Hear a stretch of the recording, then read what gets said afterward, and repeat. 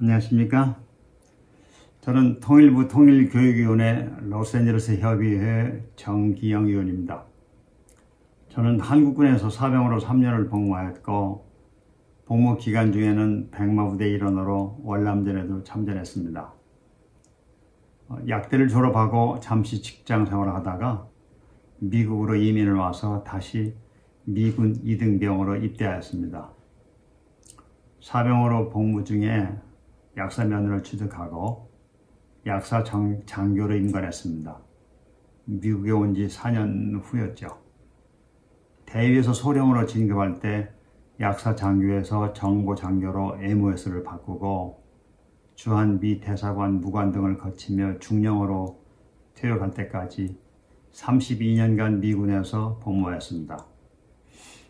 미군에서 현역과 예비군, 사병과 장교 생활을 두루 섭렵하면서 체험하며 보고 느낀 점은 미군은 모든 면에서 부러울 만큼 그 제도의 혜택이 잘 되어 있어서 우리나라도 이렇게 미군처럼 제도의 혜택을 바꾸면 얼마나 좋을까라는 생각을 한 번도 떨쳐버릴 수가 없었습니다. 여기 뒤에 보이는 이 책은 32년 동안 제가 미군에 있으면서 나의 발자취를 적은 기록이며 미군 입대에 관심 있는 젊은이들과 최근 대두되고 있는 모병제로에 전환하는데 조금이라도 참고가 되기를 바라며 집필을 한 것입니다. 우리나라도 이제는 징병제를 모병제로 전환해야 하는 시점에 와 있다고 생각됩니다. 그 가장 큰 이유는 인구 절벽 현상이 코앞으로 다가와 있기 때문이며 급변하는 4차 산업의 발전으로 질적인 군의 전술 변화가 불가피하기 때문으로 요약할 수 있겠습니다. 통계청에서 발표된 도표에서 보시다시피 2019년도, 즉 작년 출생아 숫자는 약 30만 3천 명으로 전년도 2018년도에 비하면 2만 3,700명이 줄었습니다. 이런 추세로 가다 보면 5년 후 2025년도에는 신생아 숫자가 얼마나 줄어들지 매우 염려스럽습니다. 징집 연령의 청년들이 매해 2만 명이 줄어든다면 일개 사단이 없어지는 것 같습니다. 한국의 출생아 숫자는 도표에서 보시는 바처럼 세계 최저라는 불명예를 안고 있습니다. 2018년 7월에 발표된 문재인 정부의 국방개혁의 골자는 표에 보시는 대로 여러 가지로 요약되어 있습니다. 이 계획대로 실행된다면 우리 군도 미군과 흡사한 국민으로부터 존경받는 군대, 세계 최강의 군대로 거듭날 것임을 믿어 의심치 않습니다. 미군은 월남전이 끝나자마자 하루아침에 징병제에서 모병제로 전환했지만 큰 혼란이 없었던 것은 미리 충분한 준비를 해두었기 때문이고 기존의 혜택들을 유지하면서 약간 보강을 했습니다. 그리고 모병제의 전환은 빨리 시작은 하되 징병제와 모병제를 병행하며 점진적으로 진행시켜야 할 것이고 이에 따라 충분한 예산이 뒷받침되어야 할 것입니다. 인구 절벽 문제로 머뭇거릴 시간이 그리 많지 않습니다. 국방개혁안 중에서 정치적 군사적 이슈는 생략하고 모병제로 전환할 때 특히 주의를 끌만한 몇 가지만 간추려서 말씀드리고자 합니다. 개혁안 중에서 비전투 분야 민간인 인력 확대하는 여러 가지 면에서 바람직합니다. 첫째로 민간인들은 이직률이 거의 없기 때문에 국가 공무원으로 채용이 되면 장기간 한 분야에서 숙련된 전문성을 습득하게 될 것입니다. 현대전에서 필요한 IT 분야는 특히 고도로 숙련된 전문성을 요구합니다. 이제는 보병이 백두산에 태극기를 꼽는 전투 개념은 사라지는 시대가 왔습니다. 현재 2년도 안 되는 사병의 복무 기간으로는 숙달된 인력을 기대하기를 거의 불가능합니다. 즉 숙련된 민간인을 공무원으로 채용함으로써 안정적인 장기 고용과 숙달된 인력을 보유하게 되며 모자라는 현역병의 숫자를 이들 민간인들로 상당 부분 대체할 수 있는 장점이 있습니다. 비전투 요원은 민간인으로 과감하게 대치해도 어려움은 없으리라고 생각됩니다. 이 외에도 여러 가지 많은 장점들이 있습니다만 시간 관계상 다음에 말씀드릴 기회가 있기를 바랍니다. 다음 여군 비중 확대 및 근무 여건 보장건입니다. 지금은 양성평등 시대라고는 하지만 남성에게 적합한 직종과 여성에게 더 적합한 직종이 있을 수 있습니다. 여성의 비중을 확대시키고 근무 여건을 개선한다면 이 역시 병력 수급과 고용 안정이라는 두 마리 토끼를 잡을 수 있다고 생각됩니다. 여성들에게 더 적합한 의료계통이나 행정직에 여성들의 확대가 더 효율적일 수도 있습니다. 미군은 약 15%가 여군이지만 여성이라고 해서 특별한 MOS를 제외하고는 거의 불편함이 없습니다. 마지막으로 예비 전력 내실화 역시 충원과 고용이라는 측면에서도 매우 바람직합니다. 예비군도 근무하는 만큼 충분한 보수의 혜택을 부여해야 할 것입니다. 미군은 예비군에게 현역에 준하는 봉급을 지불하고 지하에 빌린 학자금 지원, 집을 사는 데 필요한 VA 홈론도 제공해주고 있습니다. 현재 진행 중인 개혁은 46만여 병력을 2022년도까지 36만 5천으로 감축하고 복무 기간도 18개월로 점진적으로 단축하려고 하고 있습니다. 민주연구원에서 펴낸 정책 브리핑 내용을 봐도 이미 징병제에서 모병제 전환을 기정사실화하고 있는 것처럼 보이지만 시기적으로 다소 늦은 느낌이 듭니다. 그럼 모병제로 전환할 때 고려해야 할 사항들이 무엇들인지 살펴보도록 하겠습니다. 첫째로 단계적으로 진행시킬 때 치밀하게 계획을 세우고 예산을 편성해야 할 것이고 국민적 공감대를 이끌어내야 정치적인 논쟁이 지향될 것입니다. 자칫 정치적 논쟁으로 시간을 허비하면 절대로 안 될 일입니다. 예산 확보는 단지 임금만을 위한 목적뿐만 아니라 시시때때로 진화하는 전술무기 도입이나 개발에 필요한 것입니다. 또한 예산 확보는 예산을 적재적소에 사용해야 하는 일도 병행해야 합니다. 미군의 제1덕목은 예산 절감이고 각 단위 부대마다 예산의 낭비를 막기 위한 부서가 별도로 구성되어 있고 예산 절감에 공이 있는 사람들에게는 포상제도도 있습니다. 다음 모병제 하에서 봉급, 연금 등 복지 혜택을 과감히 확대해야 합니다. 그래야만 군대의 부정적 사고방식을 줄일 수 있고 우수한 인력을 군으로 흡수할 수 있으며 국민 친화적 군대로 거듭나게 될 것입니다.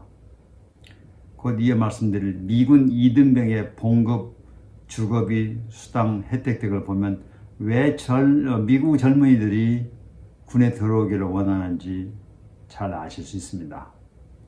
무엇보다도 가장 중요한 점은 모병제하에서 군에 자원하는 젊은이들은 앞으로 우리 조국을 짊어지고 나갈 인재들이고 이들에 대한 처우 개선과 지하의 빌 같은 학자금 혜택은 모병제 성공뿐만 아니라 국가 장래를 위한 차세대 인재들에게 간접 투자라는 인식이 필요하다는 점입니다. 모병제 하에서 군의 자원하에 들어오는 젊은이들을 위하여 민주적 제도 확립과 모든 규정을 세세하게 확립시켜 나와야 할 것도 빼놓을 수 없습니다. 말은 쉽지만 군은 계급에 관계없이 똑같은 인간적으로 대우를 받도록 해줘야 할 것입니다. 이제 오늘의 주제인 미군은 어떻게 징병제에서 모병제로 성공적으로 정착할 수 있었는지 살펴보도록 하겠습니다. 먼저 미군의 구성을 보겠습니다. 표를 보시다시피 미군 현역의 총원은 약 142만 명입니다. 이 중 남성은 122만 명이고 여성은 21만 명입니다. 남성이 85%, 여성이 15% 정도 차지하고 있습니다. 그리고 민간인 비율은 약 32%입니다. 현역과 예비군은 모든 자원자들이고 군무원, 즉 민간인들은 연방 공무원들입니다. 민간인들은 주로 전문성이 필요한 병원이나 고급 사령부급에 많습니다. 필요에 따라서 민간인도 국가 1급 비밀을 취급하고 국방성이나 국방정보본부는 거의 민간인들이 중요 업무를 수행하고 있습니다. 각과 과장이나 키포지션의 연관급 현역 장교들이 한두 명 있을 뿐입니다. 다음은 예비전력 현황을 보겠습니다. 우리가 흔히 아는 예비군입니다. 미 예비군은 종류가 다양합니다. 각 군마다 평시에는 주지사가 지휘하는 주방위군이 있습니다. 이 부대들은 평시에 소속 주에서 발생하는 재해나 긴급 복구 등에 동원되고 국가 유사시에는 연방군에 편입이 됩니다. 이들을 내셔널 가드라고 부릅니다. 예비군도 입대해서 기초군사 훈련을 받고 후반기 교육을 모두 마친 다음 고향에 있는 소속 예비군 부대에서 근무를 하게 됩니다. 다음 국방성사나 각군 예비군 사령부에 소속된 연방 예비군입니다. 이들은 지역별로 산재되어 있고 지역에 있는 병원, 헬리콥터 부대, 병참대, 통신대 같은 단위 부대 성격을 띠고 있습니다. 이런 부대를 트룹 프로그램 유닛, 약자로 TPU라고 부릅니다. 예비군들은 보통 유사시에 즉시 투입할 수 있도록 한 달에 한 주말, 즉 토요일과 일요일 이틀간 훈련을 받으며 보통 1년에 2주 정도를 현역 부대에 편입하여 실무 훈련을 받습니다. 이렇게 하여 예비군도 항시 동원태세를 유지할 수 있고 정부는 예산을 절약할 수 있는 것입니다. 예비군 부대마다 이들을 지원하는 상임 예비군이 있는데 이들을 액티브 가드 리저브라고 부릅니다. 말하자면 풀타임 예비군인 셈이죠. 또 다른 예비군으로는 Individual Mobilization Augmentee, 약자로 IMA가 있습니다. 이들은 주로 전문직 종사자들입니다.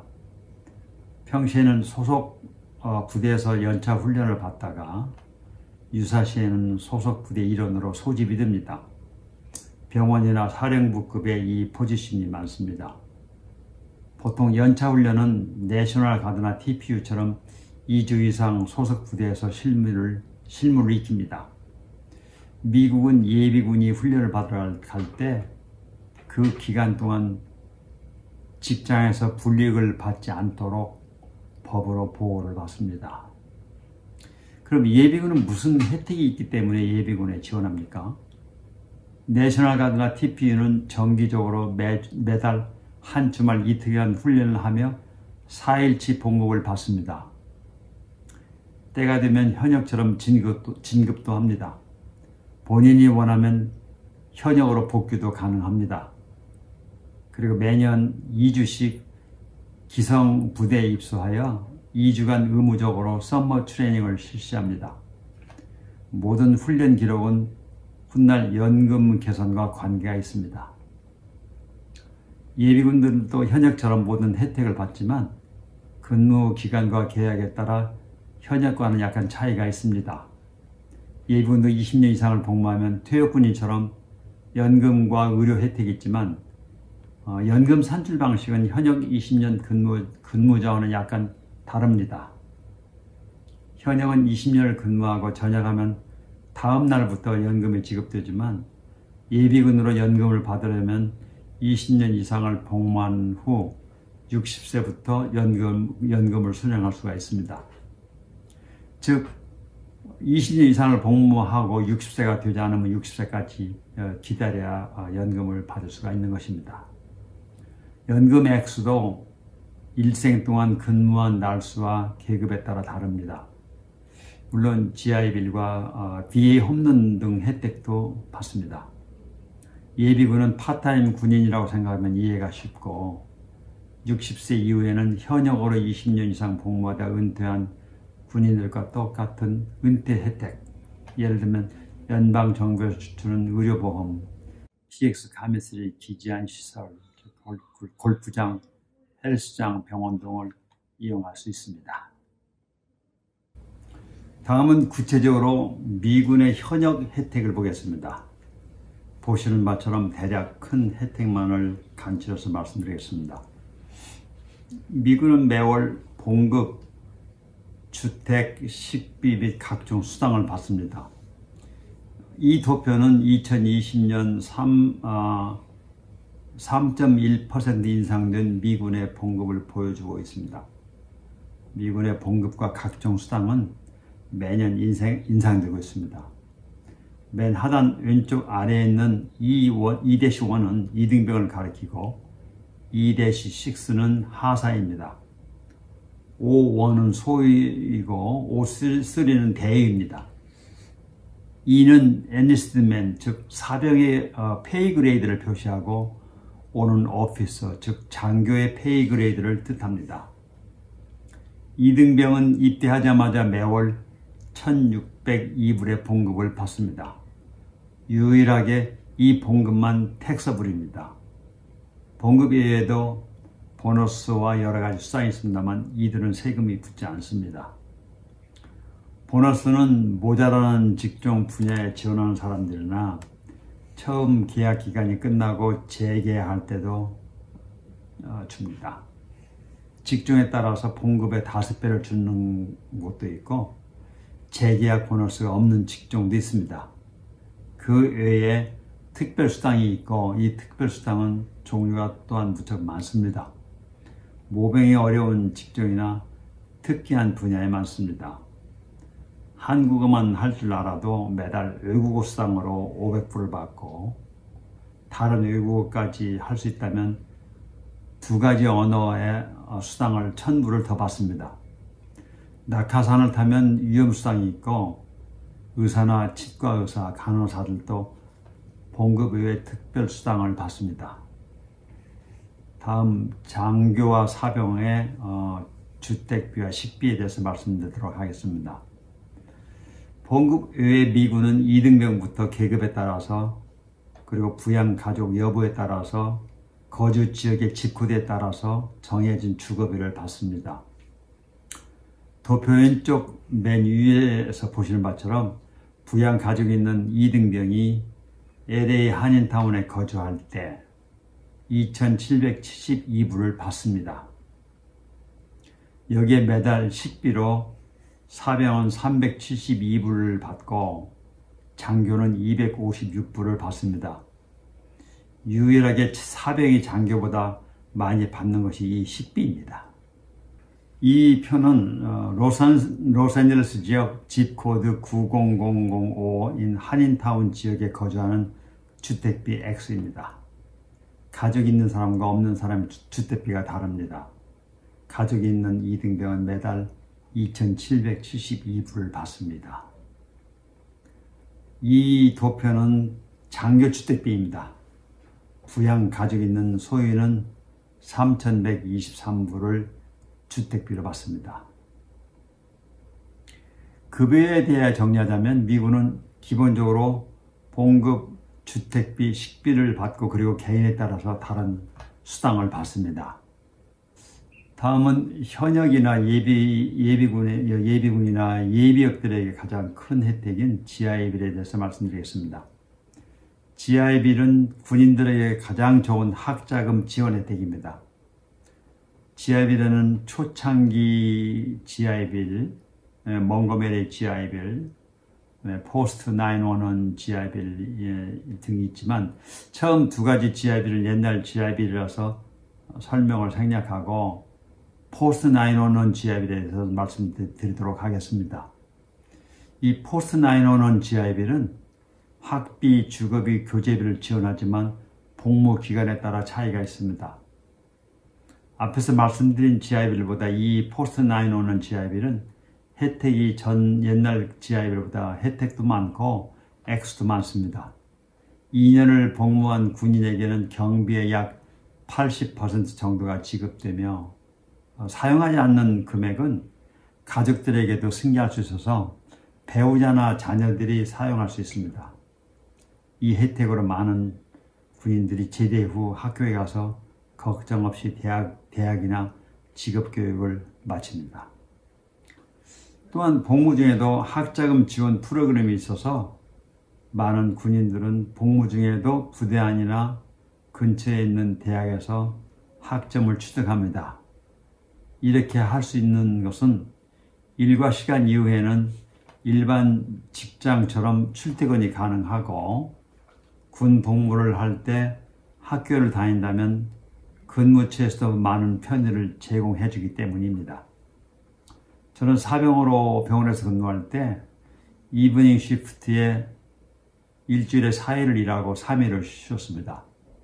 매 주말과 저녁에 일하는 대신 남보다 하루를 더 쉬었기 때문에 낮 시간을 이용해서 공부도 하고 하루 더 시간을 벌어서 파트타임도 할 수 있었습니다. 다음은 VA 홈런에 대해서 말씀드리겠습니다. 이 VA 홈런은 GIB에 버금가는 혜택인데 이 VA가 보증하는 홈런은 다운페이가 없습니다. 또한 정부가 보증하므로 이자율이 일반 론보다도 낮고 렌더들도 위험성이 낮기 때문에 론을 얻는 데 어렵지 않습니다. 또한 잡다한 클로징 코스트가 적습니다.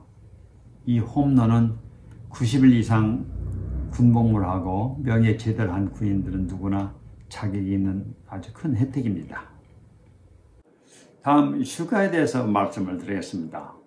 미군은 매월 이틀 반, 즉 2.5일씩 휴가가 주어집니다. 1년이면 30일입니다. 많은 군인들은 이 휴가를 모았다가 아주 유용하게 사용합니다. 학교를 다니는 친구들은 기말고사를 칠 때 휴가를 내기도 하고 전역할 때 모아놓은 휴가를 이용해서 석 달 먼저 전역한다든지 전역할 때 3개월치 봉급을 받기도 합니다. 휴가는 3개월까지 축적할 수가 있기 때문입니다. 참고로 군인들의 이런 봉급이나 주거비, 수당, 휴가 등은 정부 공무원보다도 훨씬 높습니다. 다음은 부대 관사, 즉 언포스트 코러스 또는 하우징에 대해서 말씀드리겠습니다.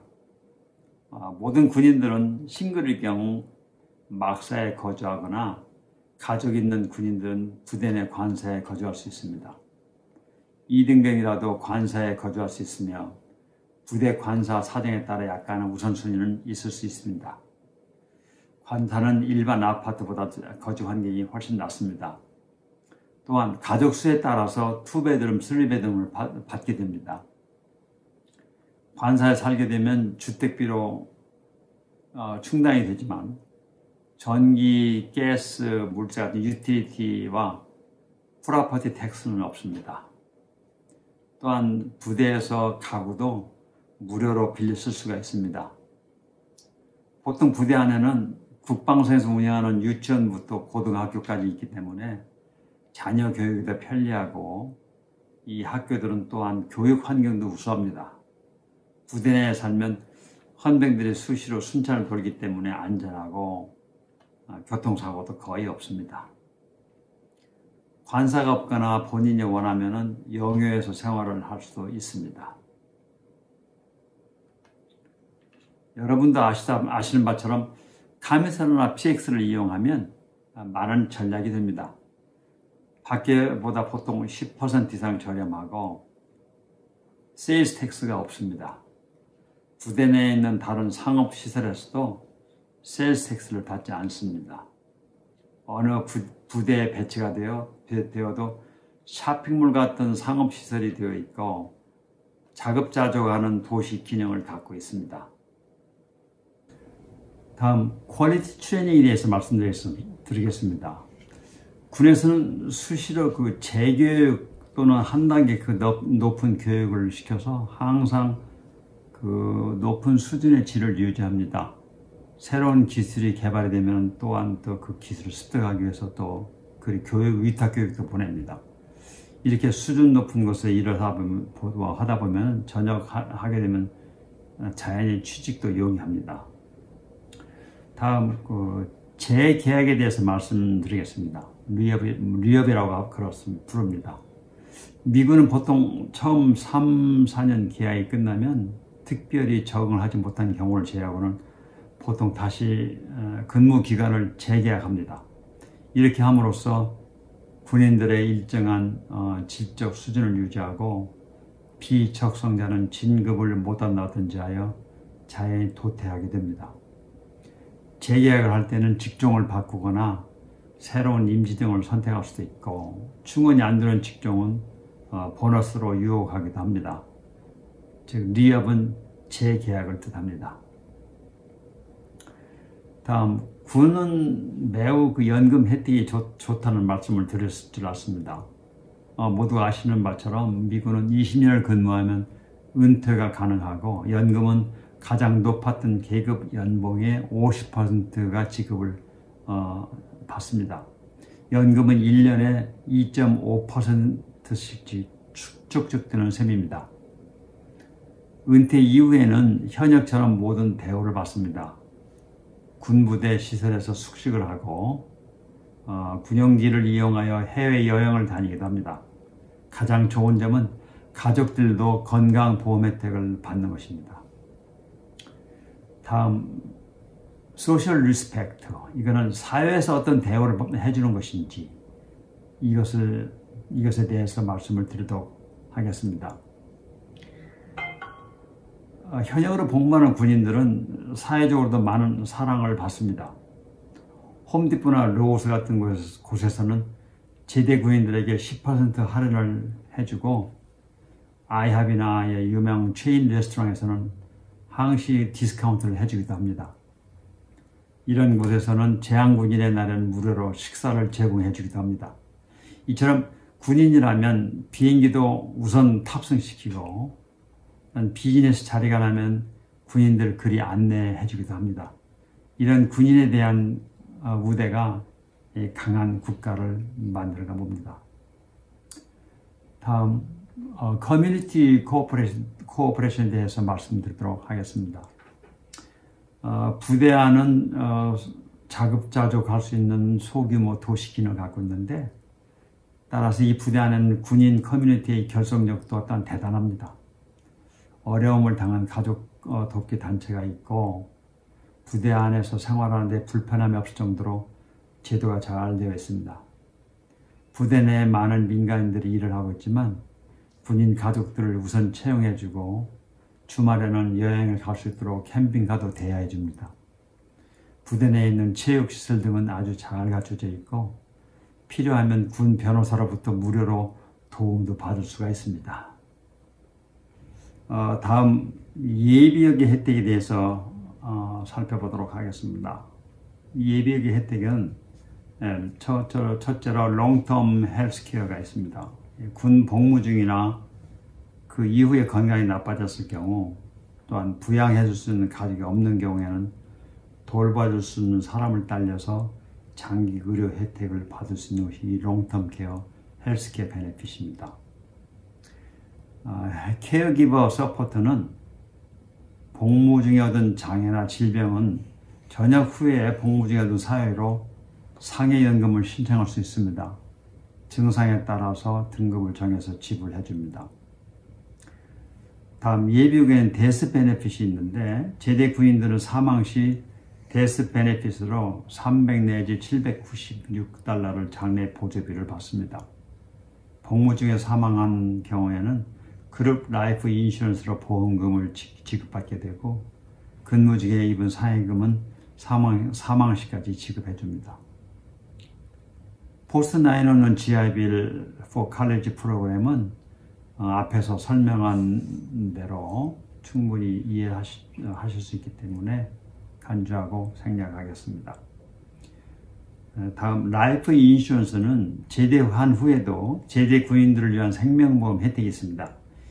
이것을 BGLIF, 즉 베테랑스 그룹 라이프 인슈런스라고 하는데, 이 BGLI는 프리미엄도 저렴하고 최고 40만 불까지 가입할 수가 있습니다. 또한 제대 후에 Job Offering from Partner Corporation 프로그램에 의해서 BA 사무실 안에는 제대 군인들 직장을 알선해 주는 곳이 있는데, 이곳에서는 취업에 도움을 주고 있습니다.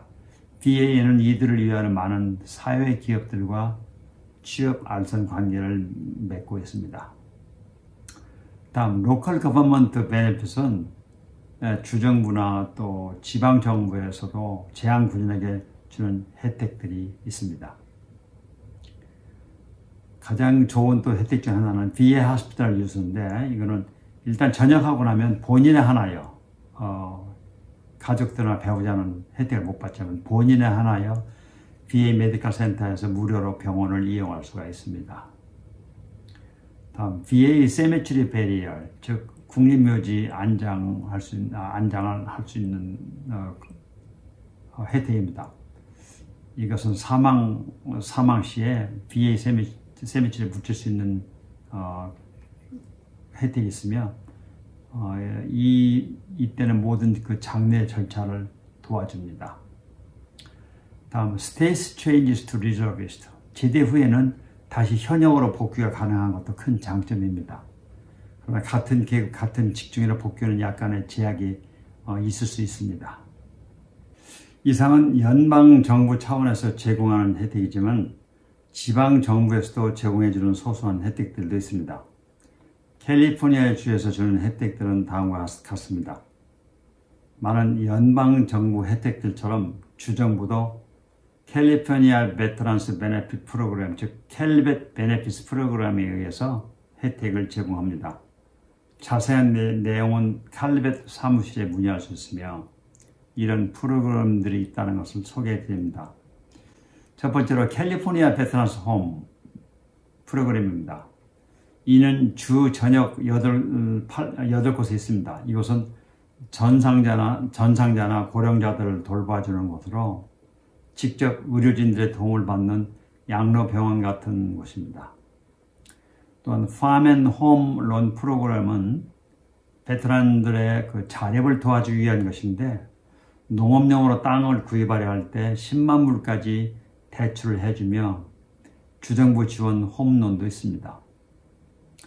다음 Property Tax Exemption은 연방정부처럼 세금 감면 혜택도 있지만 듣는 바에 의하면 액수도 적고 자격 요건도 까다롭다는 이야기를 들었습니다. Disabled Veterans Property Tax Exempt은 장애자들에게도 주는 재산세 혜택입니다. 이 역시 장애 등급에 따라서 감면 액수가 다릅니다. 다음은 캘리포니아 밀리터리 패밀리 릴리프 펀드라는 것이 있는데 이것은 군인 가족이 재난을 당했을 때 긴급히 자금을 지원해주는 혜택입니다. 예를 들면 남편은 이라크 전쟁터에 나가 있는데 국내에 남아있는 가족이 재난을 당한다든지 어려움에 처했을 때 긴급히 자금을 지원해주는 프로그램입니다. 자금은 현역 군인, 재향군인의 사회나 민간인들의 기부금으로 조성되며 이거는 상환하지 않아도 됩니다. 그 외에도 적십자세에서도 도움을 청하면 도와줍니다.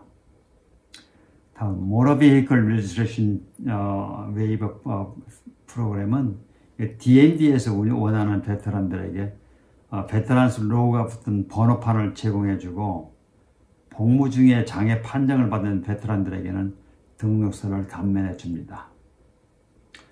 또한 비즈니스 라이선스 텍스 앤 프리 웨이버 프로그램은 비즈니스 라이선스나 세금도 감면 혜택이 있습니다.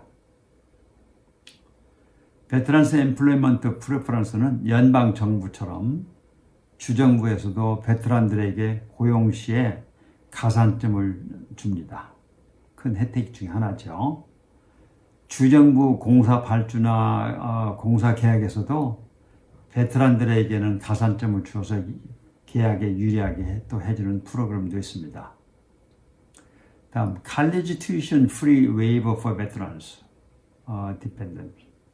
이것은 이 프로그램은 주립대학에서는 베테랑들 자녀들에게 학비 감면 혜택이 있습니다.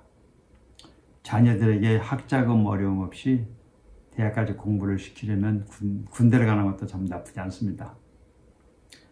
National Guard Education Assistance 프로그램은 주 방위군인 내셔널 가드들에게도 학자금 혜택이 있는 것입니다. 즉, 주 방위군으로 근무하면서 대학에 갈 때는 이 혜택을 받을 수가 있어서 학자금 문제를 해결할 수 있을 것입니다. 다음, 리크레이션 베네핏은 낚시나 사냥을 할 때 필요한 라이선스 피를 감면해 줍니다. 또한 국립공원처럼 주립공원도 입장료가 무료입니다. 연방정부 비국립묘지에 묻힐 권리처럼 주정부도 묘지를 제공해 주는 곳이 있습니다. 이 외에도 소소한 혜택들이 많고 많은 부분들은 사회단체들이 자발적으로 제대 군인들을 돕고 있습니다. 대충 미국의 모병제하에서 군인들은 어떠한 혜택을 받고 있고 사회는 이들에게 무슨 혜택을 주는지 소개해 드렸습니다. 시간 관계상 세세히 말씀드리지 못한 부분도 많지만 한국도 모병제를 실시할 경우 참고가 되기를 바라는 바입니다. 경청해 주셔서 감사합니다.